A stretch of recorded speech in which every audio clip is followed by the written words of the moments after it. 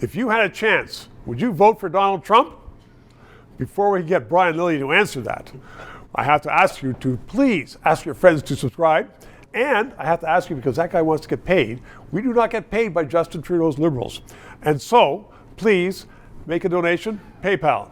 Brian Lilley, he writes for the Toronto Sun and he writes across Canada. He knows all about politics. The Liberals, Justin himself, is saying a vote for Poilievre is a vote for Trump. First of all, is Trump hated in Canada? Secondly, really, if they're making politics and character an issue, doesn't that mean everybody can call Justin a liar? But vacations, Jamaica, all of that. Okay, Trump first. Look, let's talk about Trump. Abacus data poll last week said 33% would vote for Donald Trump in Canada. That's higher than Justin Trudeau got in the last election. So Donald Trump might be more popular than Justin Trudeau right now. That's a bit of a shocking statement, because when was the last time you heard a Republican candidate in Canada getting 33%? Right, that's only in Western Canada, and we know they aren't going to get more seats because of that. Okay. But look, the idea that you're going to try and tie Poilievre to Trump and win, I think that's Justin Trudeau's strategy. And if he's able to do it, he will call an election in 2024, no doubt. He's going to try and run this during the American election cycle. I just spent a couple weeks down in the States. I can tell you, Trump is not only winning nationally, he's winning in the swing states that matter. And if an election were held now, he'd be the next president. He would beat Joe Biden hands down.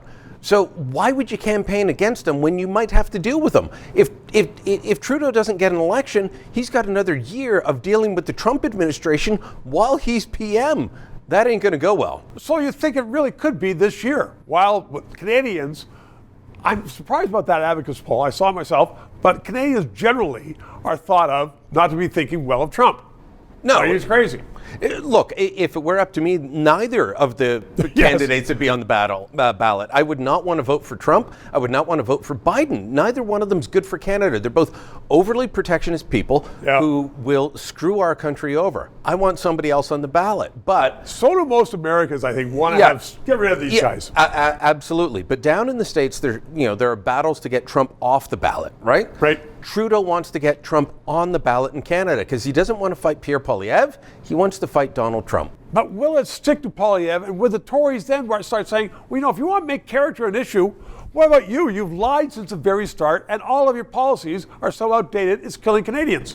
I think it's a dumb idea for Trudeau to make character an issue. You've got this this whole thing about the Jamaican vacation. He says it was with a friend, so he can take it. You can't take an $84,000 vacation from your friend. He said he would pay for it, then he didn't. All these things, on and on and on. No, he lies all wears the time. Blackface more times than he can remember. He doesn't want to make character an issue. Well, that's the last word for this week. Until next week, Brian Lilley, thank you very much. 3 minutes. This show provides independent analysis of the issues. We are not paid by the government.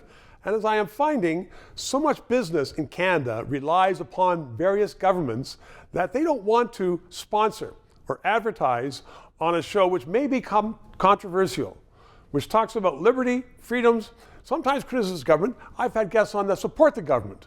But people are saying, you know what? We don't want to bite the hand that feeds us, i.e. government, which is why I hope you'll subscribe and contribute to keep this show on the air.